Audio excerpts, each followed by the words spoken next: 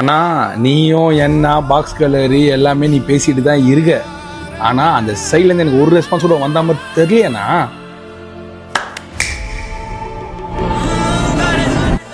அரவிந்த், இங்க நம்ம கிளைண்ட்னா ஏதோ ஒரு சர்வீஸ்க்காக வந்த கிளைண்ட் நினைச்சியா?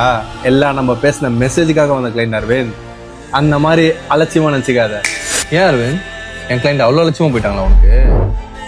சிஎம் விஜய் சார் சொல்ற மாதிரி அந்த ஏரியா இந்த ஏரியால அரவிந்த், தமிழ்நாடு, கர்நாடகா, கேரளா, பெங்களூர், அங்கிருந்து இல்ல, பிரான்ஸ்ல இருந்து வந்திருக்காங்க. அவங்க என்ன சொல்றாங்க, அவங்களோட கன்சர்னை நீயே போய் பாரு.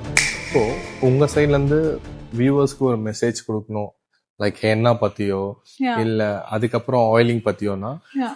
ஷார்ட் அண்ட் ஸ்வீட்டா நீங்க சொல்லலாம். ஷார்ட் அண்ட் ஸ்வீட்டா சொல்லணும்னா ஹென்னாவை கம்ப்ளீட்டா ஸ்டாப் பண்ணிருங்க. ஏன்னா நிறைய பேர் ஹெர்பல் பேக் போடுறேன், ஹெர்பல் ஹென்னா போடுறேன், அதுலயே இண்டிகோ இருக்கு அப்படின்லாம் நிறைய சொல்றாங்க. என்னோட ஃப்ரெண்ட்ஸே கூட சொல்லியிருக்காங்க.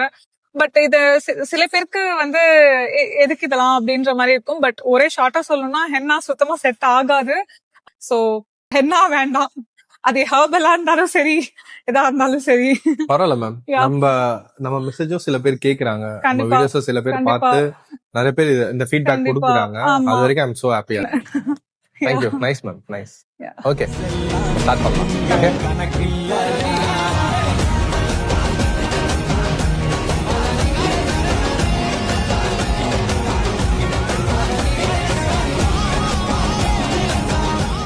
அரவிந்த், இங்க ஒருத்தங்க 7 வருஷமா என்ன போட்டிருக்கன்றாங்களே, அப்போ எப்படி பட்டுன்னு மாற முடியும்?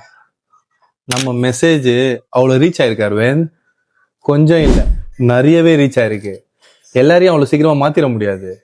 இன்னைக்கு அவங்க ஒரு ஆளா வெளியே வந்திருக்காங்க, நாளைக்கு அந்த மாதிரி நிறைய பேர் வெளியே வருவாங்க, நீ பாப்ப. Aravind, it's just a beginning. இதுக்கப்புறம் நீ கேட்கிற கேள்விக்கு எல்லாத்துக்கும் பதில் இருக்கும். இது ஆரம்பம் தான்.